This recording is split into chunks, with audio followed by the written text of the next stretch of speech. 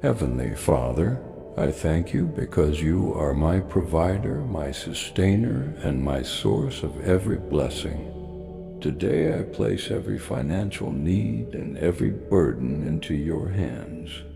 Lord, release your favor over my life and bless the work of my hands. Open new doors of opportunity, increase and provision that no one can close. Give me wisdom to manage every resource with faithfulness and integrity. Lead me to the right opportunities and surround me with your divine favor. Reach every barrier of lack, debt, delay, and financial struggle.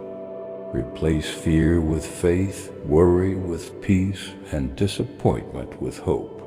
May your abundant blessings overflow into my home, my family, and my future.